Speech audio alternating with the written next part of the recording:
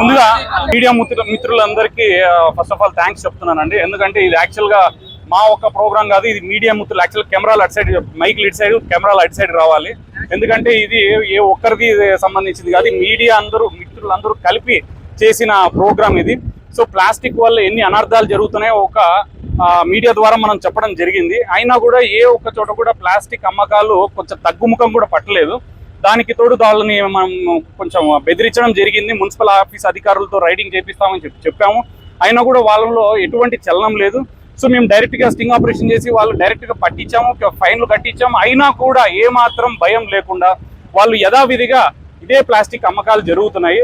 So దాని గురించి కొంతమంది అధికారులు కూడా చెప్పాము, కంప్లైంట్ చేశాము. సో ప్రజల్లో చైతన్యం రావాలి అని అంటున్నారు. సో ప్రజల్లో చైతన్యం రావాలి అని అంటే ఇప్పుడు గంజాయి తీసుకుందాం, గంజాయిని కూడా ప్రజల్లో చైతన్యం రావాలని చెప్పి వదిలేయచ్చు కదా. ఎందుకని మరి ఇన్ని కఠినమైన శిక్షలు ఉన్నాయి, కఠినమైన చర్యలు ఉన్నాయి, టెస్టింగ్ కిట్లు ఉన్నాయి. సో గంజాయి తాగినోడు దాని తర్వాత మరి ఇంకో ఇద్దరు, ఆయనతో పాటు ఇద్దరు చనిపోతారేమో.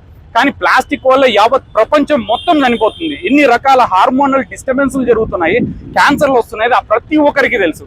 ఈ విషయం గురించి మేము మరొకసారి అధికారులకి చెప్పాము. సో వాళ్ళు మారేంత వరకు మేము ఇలాంటి నిరసనలు మరి ఇంకా జోరుగా కొనసాగిస్తూనే ఉంటాము. దాని తర్వాత ప్రజల్లో కూడా ప్రతి ఒక్క చోట ప్లాస్టిక్ ఇస్తే మాకు వద్దు, ఉంటే ఇవ్వండి, లేకపోతే పేపర్లో ఇవ్వండి అని చెప్పి మనం కూడా డైరెక్ట్గా చెప్పిన రోజే మార్పు అనేది మొదలవుతుంది. వాళ్ళు ఇచ్చారు కదా అని మనం తీసుకున్నామంటే కష్టం. సో చిన్న చిన్న వ్యాపారస్తులని పట్టుకుంటే ఏం రాదండి. దీనికి వీళ్ళకి అందరికీ సేల్ చేస్తున్న ఈ హోల్సేలర్స్ ఎవరైతే ఉన్నారో వారి మీద కఠిన చర్యలు తీసుకొని అవసరమైతే షాప్ సీజ్ చేసి వాళ్ళ జిఎస్టీ కానీ క్యాన్సిల్ చేయగలిగితేనే దీనికంటూ ఒక అడ్డుకట్టు వేయొచ్చు అనేది మా భావన.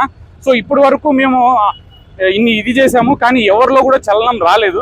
ఎందుకు ఇంత రావడం లేదని మేము కొంచెం ఆలోచించగా, సో వేరే రాష్ట్రాల నుంచి వచ్చిన వాళ్ళు కూడా ఇదే విధంగా అమ్ముతుండటం చూసి మేము షాక్ అయ్యాము. ఎందుకు రాని ఆరాధిస్తే వాళ్ళు అనంతపురం నీళ్ళు తాగుతున్నారు. సో వాళ్ళకు కూడా ఇదే రోషం పౌరుషం వచ్చాయని చెప్పి మాకు అర్థమైంది.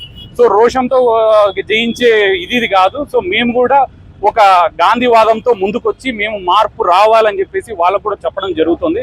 సో మరొకసారి నెక్స్ట్ ఇంకొన్ని ఇలాంటి ప్రోగ్రామ్స్ మరోనో చేస్తాం. సో ఈ ప్లాస్టిక్ ఆగే వరకు మా ఒక్క నిరసనలు మాత్రం ఆగవని చెప్పి మరొకసారి తెలియజేసుకుందాం. కట్టడి చేయాలంటే వాళ్ళు అన్నట్టుగా ఫస్ట్ ఆఫ్ ఆల్ ప్రజల్లో చైతన్యం రావాలి. యాజ్ వెల్ యాజ్ కట్టడి చేయాలనుకుంటే దీనికి పెద్దగా కట్టడి చేయాల్సిన అవసరం లేదు. మెయిన్ గా అనంతపూర్లో ఒక 5-6 మంది, మహా అయితే 10 మంది ఉన్నారండి.